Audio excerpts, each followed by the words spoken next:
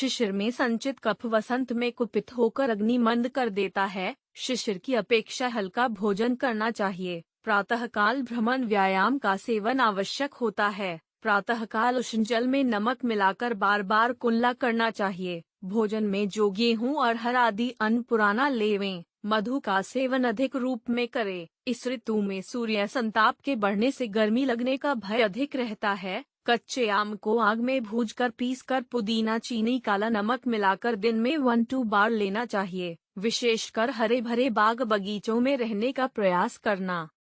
Phlegm accumulated in winter gets angry in spring, slows down digestive fire. Compared to winter, should eat relatively light food. Morning walk exercise is necessary. In morning, gargle should be done with warm water mixed with salt. Take wheat, pea, etc. old grains in food. Consume more honey.